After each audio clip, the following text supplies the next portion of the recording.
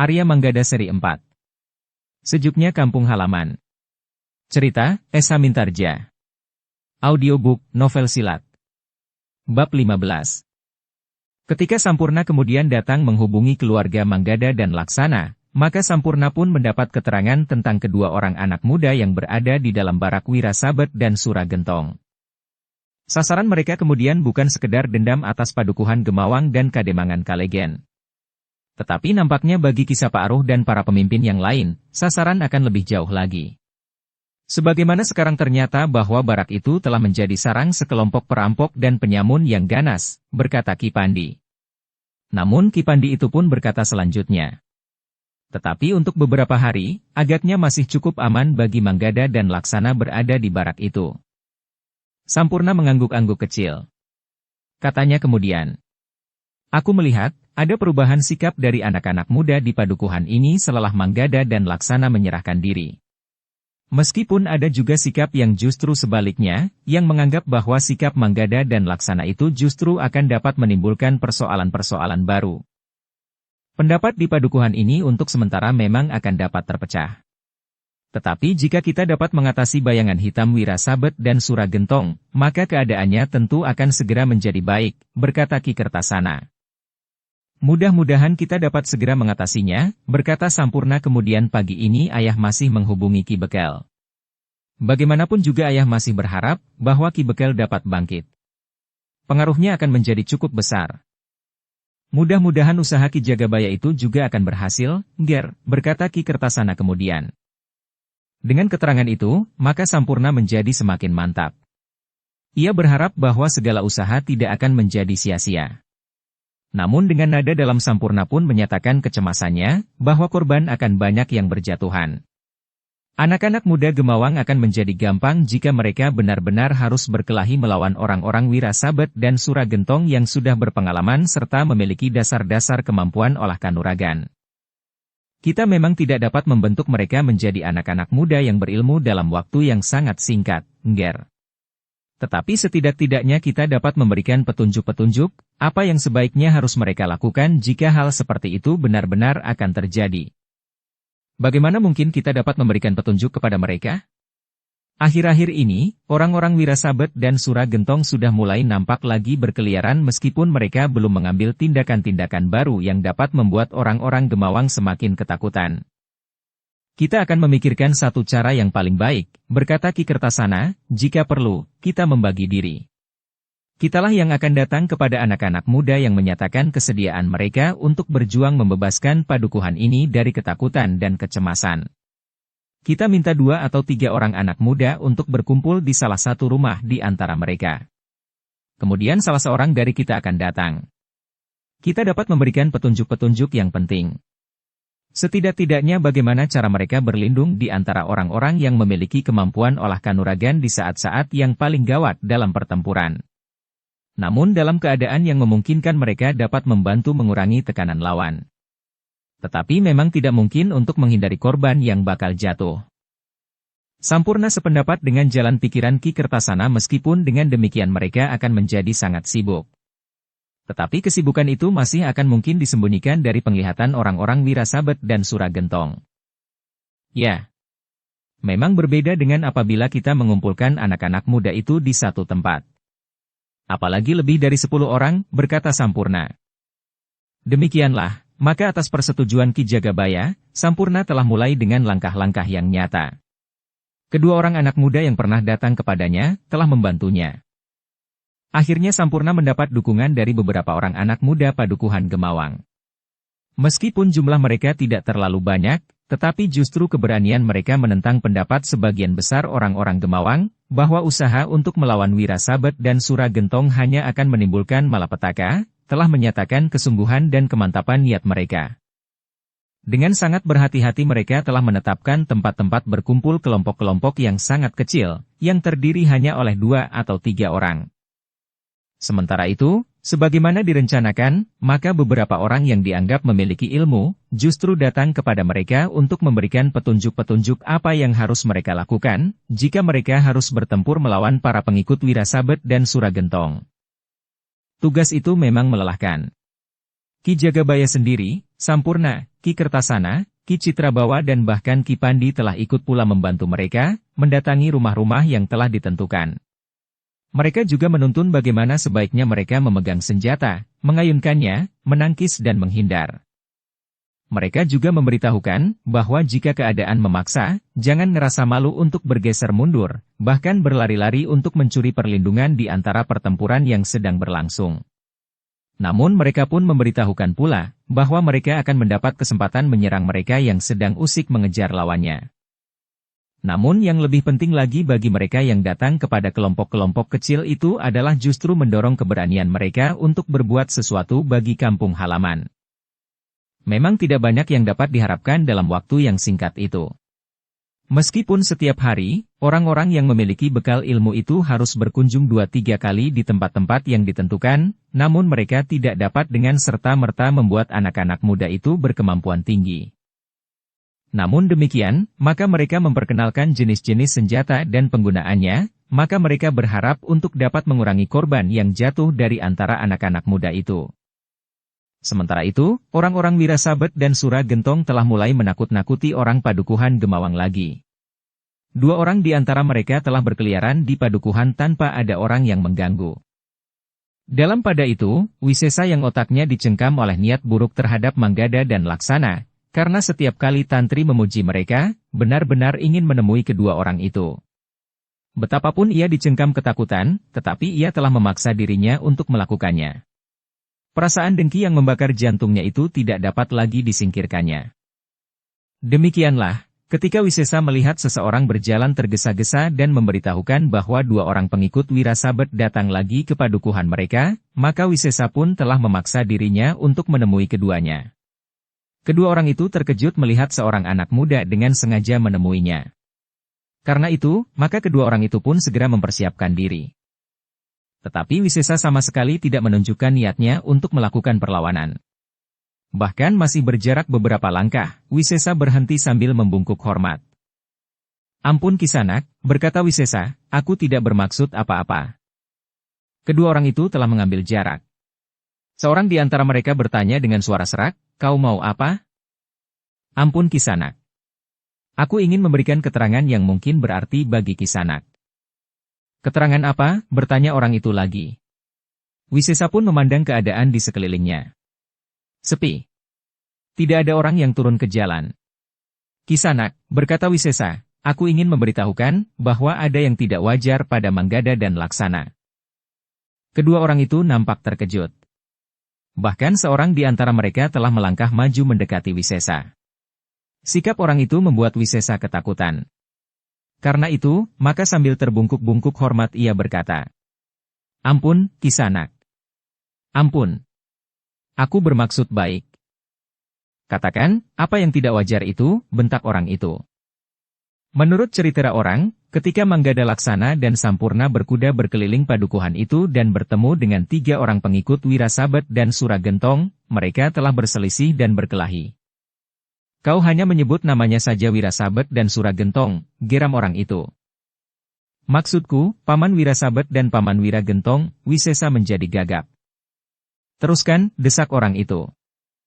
Dalam perkelahian itu, Laksana sendiri dapat mengalahkan ketiga orang pengikut Paman Wirasabet dan Paman Sura Gentong. Wisesa meneruskan.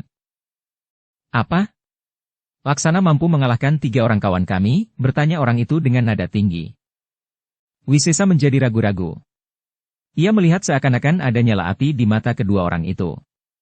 "Hanya menurut kata orang," jawab Wisesa dengan kaki gemetar.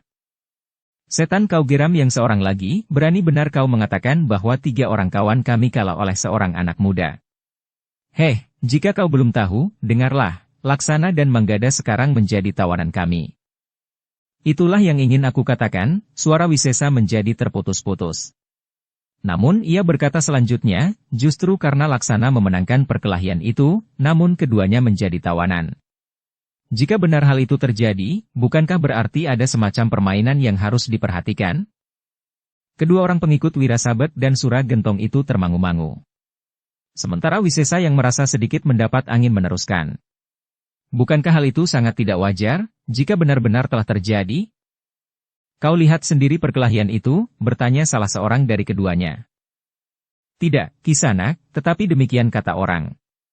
Aku mohon Kisanak berhati-hati dengan kedua orang itu. Mereka benar-benar licik. Mungkin mereka mempergunakan uang atau benda-benda berharga lainnya untuk melakukan rencananya. Kedua orang itu saling berpandangan sejenak. Sementara Wisesa berkata pula. Selain daripada itu, ternyata Sampurna di padukuhan ini berhasil mempengaruhi beberapa orang anak muda. Meskipun sampai saat ini jumlahnya belum begitu banyak, tetapi semakin lama tentu akan menjadi semakin banyak.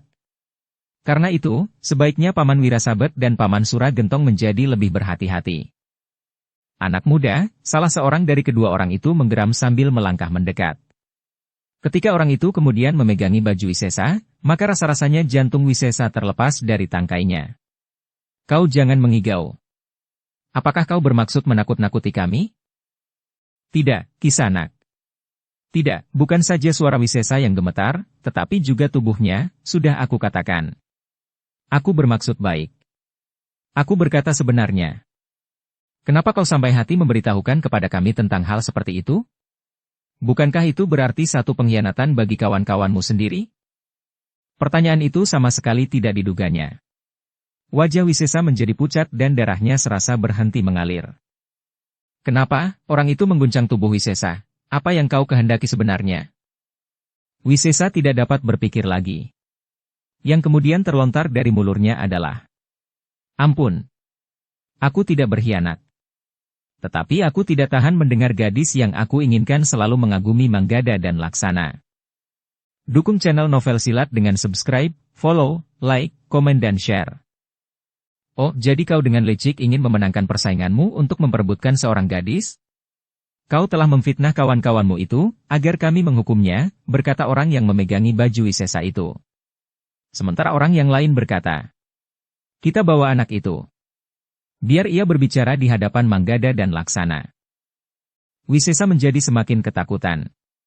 Kakinya serasa menjadi lemah, sehingga ia pun telah jatuh berlutut sambil merengek. Ampun. Jangan bawa aku. Aku mohon ampun. Aku bermaksud baik. Baik buat siapa? Bentak orang itu. Wisesa benar-benar telah menangis. Orang yang tinggal di sebelah jalan, telah mendengar tangis Wisesa. Mereka pun mendengar dua orang pengikut Wirasabet dan Suragentong membentak-bentak meskipun mereka tidak dapat mendengar dengan jelas kata-kata yang diucapkan. Namun mereka mendengar orang-orang itu menyebut nama Manggada dan Laksana. Namun, apapun yang terjadi, orang-orang itu tidak dapat berbuat apa-apa. Tetapi akhirnya pengikut Wirasabet dan Suragentong itu melepaskan baju Wisesa.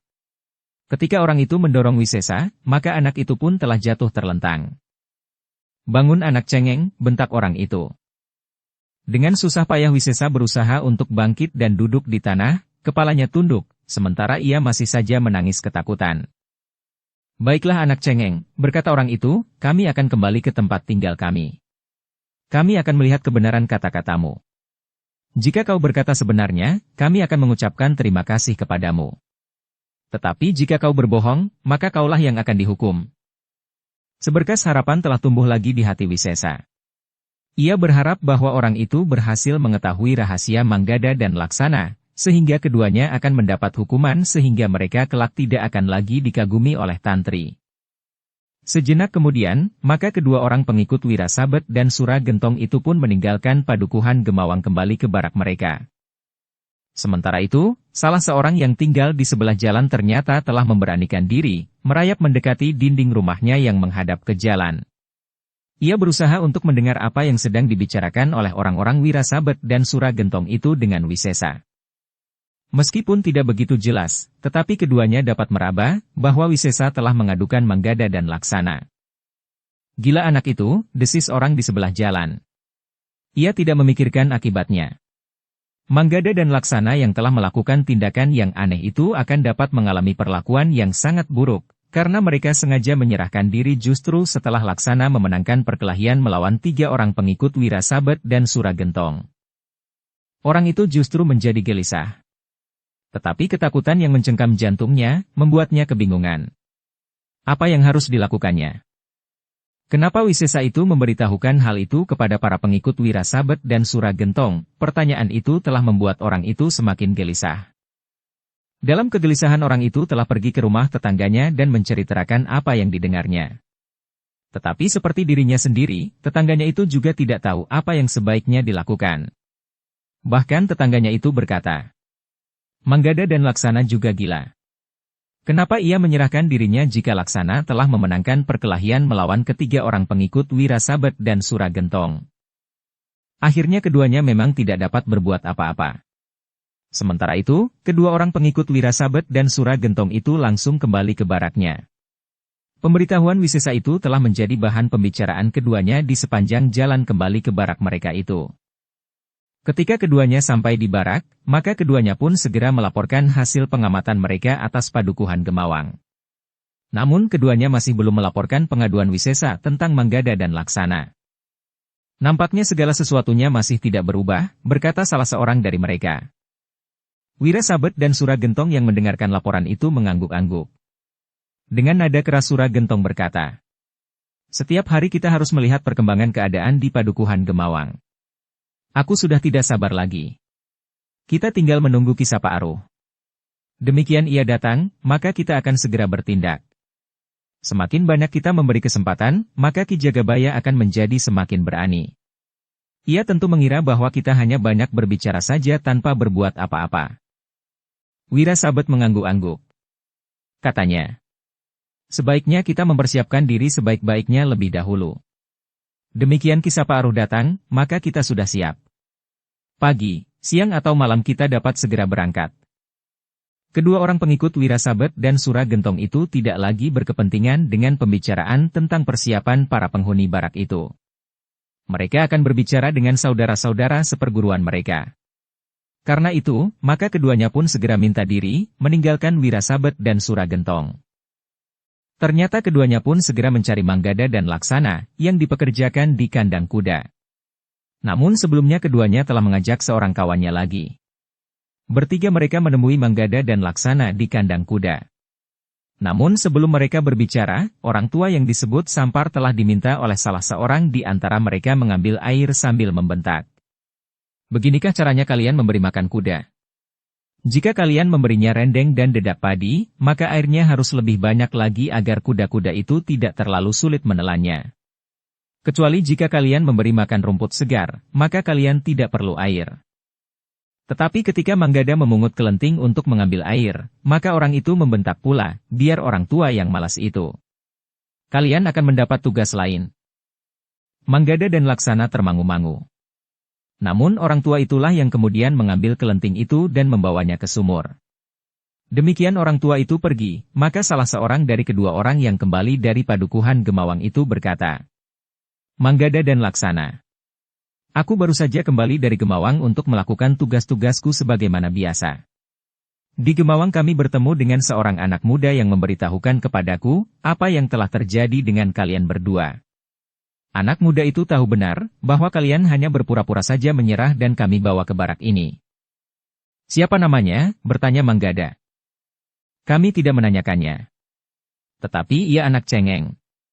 Ia mengatakan bahwa ia tidak tahan mendengar seorang gadis yang ia inginkan mengagumi kalian berdua." "Hei!" Laksana dengan serta-merta bertanya. "Gadis yang mana yang kau maksud?" "Kami tidak tahu." Namun Laksana pun tertawa. Katanya, "Tentu Wisesa." Ia juga mengatakan bahwa Sampurna telah berhasil meyakinkan beberapa orang anak muda untuk membantunya. "Setan anak itu. Jadi apa yang akan kalian lakukan?" bertanya Manggada. "Aku akan membungkamnya. Untung ia melaporkannya kepadaku. Jika pada suatu saat ada kawan kami yang lain mendapat laporan pula, maka itu akan sangat berbahaya. Bukan saja bagi kami, tetapi juga bagi kalian." Manggada masih akan menjawab. Tetapi orang itu berdesis, orang tua itu telah kembali. Manggada menarik nafas. Katanya, "Kau dapat menakut-nakutinya agar ia tidak berbicara lagi dengan siapapun. Tetapi kau tidak usah menyakitinya. Besok aku masih akan pergi ke Padukuhan. Tetapi pada suatu saat, tentu orang lain yang akan pergi," berkata orang itu. orang yang pernah dikalahkan oleh Laksana, namun yang kemudian membawa Laksana dan Manggada ke dalam barak itu. Orang itu mengangguk-angguk. Namun ketika orang tua itu mendekat, orang itu mulai membentak lagi. Cepat! Sebelum Pideksa melihat, kandang ini harus sudah bersih. Manggada dan Laksana tidak menjawab. Tetapi keduanya pun kemudian telah mengambil sapu lidi untuk membersihkan kandang yang sebenarnya sudah bersih. Beberapa saat kemudian, maka ketiga orang itu pun segera meninggalkan kandang kuda itu, sementara Sampar tengah menuang air bersih pada kotak makanan kuda. Aku sudah terbiasa memberi makan kuda dengan rendeng yang dipotong lembut dengan dedak. Aku sudah terbiasa dengan takaran air yang seharusnya. Tetapi tiba-tiba saja orang-orang dungu itu mencoba mengajariku, berkata orang tua itu. Kicarang Aking, desis Manggada, ternyata ada sesuatu yang dikatakan orang-orang itu kepada kami. Apa? Bertanya orang tua yang di barak itu dipanggil Sampar.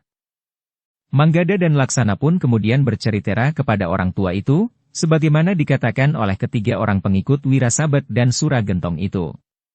Orang tua itu mengangguk-angguk. Katanya, kalian memang harus berhati-hati terhadap anak itu. Sebaiknya kalian beritahukan kepada Ki Pandi, agar ia berhubungan dengan Sampurna. Mudah-mudahan Ki Pandi datang malam nanti. Ketiganya kemudian berhenti berbicara ketika seorang saudara seperguruan Wirasabet datang. Seorang yang berwajah tampan dengan senyum yang banyak nampak menghiasi bibirnya. Sambil menepuk bahu Manggada ia berkata, kalian telah bekerja dengan rajin di sini. Kau juga telah memelihara kudanya dengan baik. Terima kasih anak muda. Manggada mengangguk hormat sambil menjawab, itu sudah kewajiban kami. Orang itu tertawa. Katanya, aku akan pergi sebentar. Sediakan kudaku. Pasang pula pelananya. Manggada dan Laksana pun kemudian menjadi sibuk. Mereka segera mengeluarkan kuda orang Ilu serta memasang pelananya pula. Namun demikian Laksana menuntun kuda itu mendekat, maka orang itu sambil tersenyum dan sekali lagi menepuk bahu Manggada berkata, membungkuklah anak muda. Manggada menjadi bingung. Ia tidak tahu maksud orang itu. Sekali lagi orang itu berkata, membungkuklah di sini. Manggada tidak bertanya. Tanpa diketahui maksudnya, Manggada pun telah membungkuk di sebelah orang itu. Tetapi orang itu menekan punggung Manggada sambil berkata, terlalu tinggi. Membungkuklah seperti orang yang merangkak. Manggada telah melakukannya pula meskipun dengan jantung yang berdebar-debar. Namun demikian Manggada melakukannya, maka ia merasa kaki orang itu menapak di punggungnya. Ternyata Manggada telah dipergunakannya alas untuk naik ke punggung kudanya. Manggada mengumpat di dalam hati. Hampir saja ia kehilangan kesabarannya. Namun ketika ia memandang wajah Kicarang Aking serta kedip matanya, Manggada berusaha menahan hatinya. Namun ia masih terkejut lagi ketika orang itu tertawa sambil menggerakkan kendali kuda. Demikian kudanya mulai berlari, tangan orang itu telah mendorong kepala Manggada sehingga Manggada terhuyung-huyung beberapa langkah. Tetapi Manggada tidak jatuh terguling. Suara tertawa orang itu masih terdengar, sementara kudanya berlari di antara bangunan bambu di barak itu dan kemudian hilang di belakang sudutnya. Orang gila, geram Manggada, hampir saja aku patahkan lehernya. Kau masih harus menahan diri, berkata Kicarang Aking. Manggada mengangguk-angguk. Sementara, Laksana bertanya kepada orang tua itu. Apakah benar bahwa yang nampaknya selalu tersenyum itu adalah orang yang paling garang di antara saudara-saudara seperguruan Wirasabet dan Suragentong? Orang tua itu mengangguk. Katanya, ya. Ia adalah orang yang paling kasar dan paling garang. Wujud lahiriahnya ternyata tidak menunjukkan sikap hatinya. Kita memang harus berhati-hati terhadapnya. Manggada dan Laksana mengangguk-angguk. Mereka mulai merasakan sikap yang kasar dan sama sekali tidak menghargai orang lain itu. Namun mereka tidak dapat berbicara lebih banyak. Seorang lagi saudara seperguruan Wirasabet telah datang ke kandang. Orang yang wajahnya nampak bengis dan kasar. Manggada dan Laksana pun kemudian telah sibuk mempersiapkan kuda orang itu. Sementara orang itu berdiri saja tanpa berkata sepatah kata pun. Tetapi ia pun tidak berbuat apa-apa ketika Laksana menyerahkan kendali kudanya. Demikian orang itu menerima kendali kudanya, maka ia pun segera meloncat naik dan meninggalkan kandang kuda itu. Ia tidak banyak berbicara, berkata Sampar. Seperti sebuah kedung yang airnya nampak diam. Tetapi tentu kedung yang dalam dan barangkali terdapat beberapa ekor buaya di dalamnya, berkata Laksana. Sampar tertawa. Katanya, iya. Agaknya memang demikian. Sepeninggal orang itu, maka ketiganya pun telah kembali ke dalam kerja. Membersihkan kandang dan sekitarnya. Mengisi kotak-kotak tempat makanan dan menyimpan rumput segar sebagai persediaan. Namun setelah beberapa hari di tempat itu, maka Manggada dan Laksana pun mengetahui pula, bahwa segerombolan orang yang dipimpin oleh Wirasabet dan Suragentong itu memang segerombolan perampok yang bergerak di daerah yang luas. Sementara itu Kisapa Aruh agaknya telah menghubungkan kelompok itu dengan kelompok-kelompok lain yang memiliki kegiatan yang sama.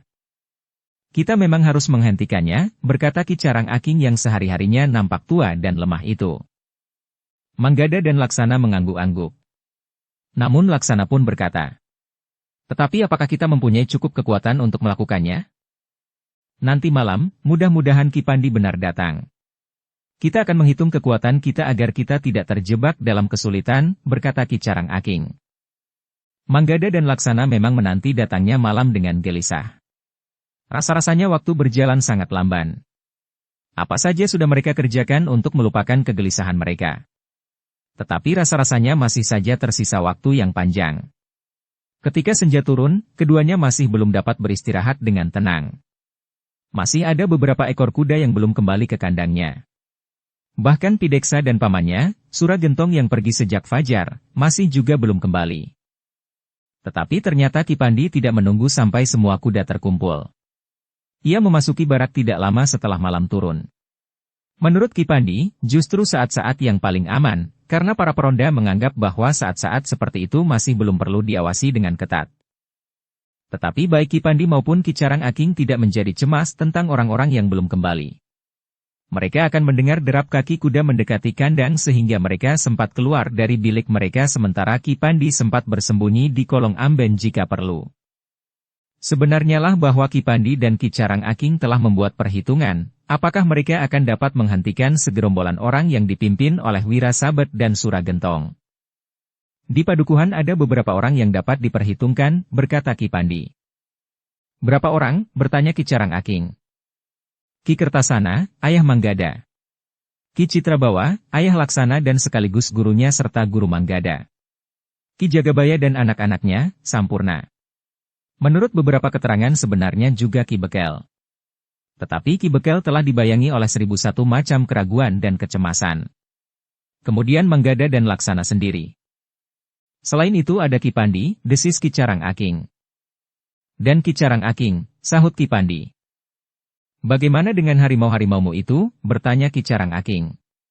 Bukankah keduanya dapat membantu menakut-nakuti para pengikut Wirasabet dan Suragentong?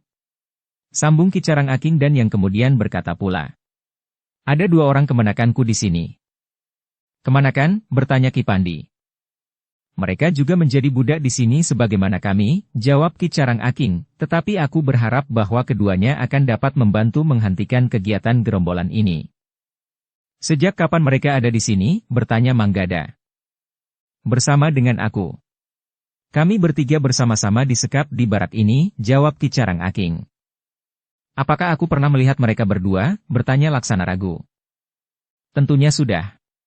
Mereka adalah anak-anak yang mendapat tugas untuk menyabit rumput bagi kuda-kuda ini. Yang mana? Bertanya Laksana sambil mengerutkan dahinya. Ki Carang Aking tersenyum. Katanya. Kalian memang jarang berhubungan langsung. Keduanya adalah anak-anak cacat. Seorang nampaknya seperti kehilangan kekuatan di separuh tubuhnya. Sedang yang lain nampaknya memang agak kurang lengkap penalarannya. Oh, Manggada dan Laksana hampir berbareng menyahut. Sementara itu Laksana pun berkata. Ternyata anak-anak muda itu. Kami memang jarang berhubungan langsung. Tetapi mereka nampak meyakinkan sekali. Sebagaimana Angger berdua, berkata Ki Carang Aking sambil tersenyum. Ki Pandi pun tertawa pendek. Katanya. Jika demikian, kita mempunyai harapan. Ya, jawab Ki Carang Aking, di sini kekuatan yang kami ketahui adalah Wirasabet dan Suragentong bersama 4 orang saudara seperguruannya. Kisapa Aruh yang mudah-mudahan tidak menyeret orang lain lagi di dalam barak ini. Mudah-mudahan tidak. Aku kira ia juga tidak mau disaingi oleh orang lain yang memiliki kemampuan sejajar dengan kemampuannya, berkata Ki Pandi. Namun pembicaraan mereka pun terhenti. Mereka mendengar derap kaki kuda. Lebih dari satu. Tentu Suragentong dan Pideksa, berkata Ki Carang Aking. Orang tua itu pun kemudian keluar dari biliknya bersama Manggada dan Laksana, sementara Ki Pandi tetap berada di biliknya. Tetapi ia sudah siap untuk bersembunyi, apabila perlu. Namun agaknya Suragentong dan Pideksa itu tidak sempat berlama-lama di kandang. Nampaknya keduanya sangat letih, sehingga keduanya ingin segera beristirahat. Demikian Ki Carang Aking, Manggada dan Laksana selesai menyimpan kedua ekor kuda itu serta memberinya minum dan makan, maka keduanya pun segera kembali ke dalam bilik mereka untuk meneruskan pembicaraan mereka dengan Ki Pandi. Sebelum Ki Pandi kemudian meninggalkan bilik itu, Manggada dan Laksana sempat memberitahukan sebagaimana dikatakan oleh orang-orang yang bertemu Wisesa di Padukuhan Gemawang. Sampaikan kepada Sampurna, agar ia menjadi lebih berhati-hati, berkata Ki Carang Aking yang mengikuti pembicaraan itu. Ki Pandi mengangguk-angguk. Katanya, untunglah bahwa orang yang mendapat pengaduan Wisesa adalah orang-orang yang pernah berhubungan dengan Manggada dan Laksana, sehingga pengaduan itu tidak langsung didengar oleh Wirasabet dan Suragentong, meskipun demikian ia pun berkata pula, tetapi bagaimanapun juga hal itu akan menjadi ancaman bagi persiapan yang dilakukan oleh orang-orang Padukuhan Gemawang. Jika pengaduannya itu tidak segera mendapat tanggapan, mungkin Wisesa akan mengadu lagi. Kemungkinan buruk dapat terjadi karena Wisesa mungkin akan bertemu dan berbicara dengan orang lain. Aku sudah berpesan, agar kedua orang itu besok menemui Wisesa dan mengancamnya untuk tidak berbicara lagi tentang hal itu. Mudah-mudahan mereka berhasil menakut-nakuti Wisesa yang hatinya memang tidak lebih besar dari biji sawi itu. Ki Pandi mengangguk-angguk. Namun Sampurna memang harus mendapat peringatan agar menjadi lebih berhati-hati. Ki Pandi juga harus mengingat anak-anak muda yang sedang bersiap-siap untuk membantu Ki Jagabaya menenangkan padukuhan mereka dari kegelisahan yang berkepanjangan. Ki Pandi pun kemudian telah minta diri. Namun Manggada pun berpesan. Besok kami berharap Ki Pandi untuk datang lagi. Mungkin ada sesuatu yang dapat kami ceritakan tentang barak ini. Baiklah, berkata Ki Pandi, besok pada saat seperti ini aku akan datang lagi. Jika berbahaya, beri aku isyarat. Jika besok saat seperti ini pintu bilikmu ini terbuka lebar, berarti aku harus menunda beberapa saat. Jadi kami harus menutup pintu bilik ini jika kami menganggap keadaan aman, bertanya Ki Carang Aking. Ya, jawab Ki Pandi. Tetapi bagaimana kami dapat memberitahukan kepadamu, jika kebetulan seseorang ada di dalam bilikku dan minta agar bilik ini ditutup? Berbicaralah agak keras sehingga aku dapat mendengar apa yang kalian bicarakan. Kecuali jika kalian bertiga dicekik hantu di sini, berkata Ki Pandi. Mereka yang ada di bilik itu pun tertawa tertahan. Namun dalam pada itu, maka Ki Pandi pun telah minta diri. Dengan sangat berhati-hati ia telah meninggalkan barak itu. Sepeninggal Ki Pandi, Manggada dan Laksana masih berbincang tentang berbagai kemungkinan sambil menunggu kedatangan beberapa orang penghuni barak itu dengan kuda-kuda mereka. Sementara Ki Carang Aking berbaring sambil membayangkan apa yang dapat terjadi di kemudian. Apabila kegiatan Wirasabet dan Suragentong itu tidak dihentikan, maka akibatnya akan parah bagi banyak pihak. Apalagi jika mereka berhasil menguasai Padukuhan Gemawang dengan alasan yang telah direka-rekanya, dihubungkan dengan dendam mereka atas orang-orang Padukuhan Gemawang. Seolah-olah mereka memang mempunyai hak yang sah untuk melepaskan dendam mereka. Namun mereka telah memperhitungkan kemungkinan yang lebih jauh dari sekedar menguasai Padukuhan Gemawang dan bahkan kemudian Kademangan Kalegen. Dengan menguasai Kademangan itu, maka mereka mempunyai landasan yang sangat mapan bagi pekerjaan mereka yang kotor itu. Namun dalam pada itu, telah terdengar pula derap kaki kuda, sehingga mereka bertiga harus bangkit dan menerima kuda yang baru datang itu. Sedangkan untuk menunggu kuda berikutnya, maka bertiga mereka telah membagi waktu. Seorang dari mereka harus tetap terjaga. Jika seorang di antara saudara seperguruan Wirasabet datang tanpa ada yang mengetahuinya, maka kemarahan mereka akan dapat berakibat sangat buruk bagi Sampar dan kemudian kedua orang anak muda yang membantunya itu. Baru setelah kuda terakhir datang, maka mereka dapat tidur dengan nyenyak sampai dini hari. Namun Manggada, Laksana dan Sampar telah mendapat kesan bahwa barak itu menjadi sibuk. Sebelum matahari naik, dua orang sudah meninggalkan barak itu dengan kudanya. Kemudian Wirasabet dan Pideksa. Demikian matahari naik lebih tinggi, Suragentong dan saudara seperguruannya yang berwajah tampan itu telah pergi pula. Sampar yang tua, yang telah lebih lama berada di tempat itu, berdesis. Kesibukan ini memang mendebarkan. Kenapa? Bertanya Manggada. Kesibukan seperti ini adalah pertanda bahwa mereka menemukan sasaran. Mereka nampaknya sedang meyakinkan, apakah malam nanti mereka dapat melakukannya. Melakukan apa? Bertanya Laksana. Perampokan, jawab orang tua itu. Manggada dan Laksana berpandangan sejenak. Namun keduanya tidak berbicara lagi. Mereka sudah mengerti apa yang kira-kira akan terjadi malam nanti. Hari itu Sampar nampak gelisah. Menjelang tengah hari, maka kedua orang yang menyabit rumput telah datang ke kandang sambil membawa masing-masing sekeranjang rumput segar. Seorang di antara keduanya berjalan dengan sebelah kaki yang timpang. Bahkan tangan dan separuh tubuhnya nampak lemah. Sedangkan yang lain memandang dunia dengan penuh keheranan, meskipun umurnya sudah sepertiga abad. Sekali-kali ia nampak tersenyum-senyum melihat sekelilingnya. Namun kemudian wajahnya menjadi murung. Inilah kedua kemanakanku itu, berkata Ki Carang Aking. Manggada dan Laksana tersenyum.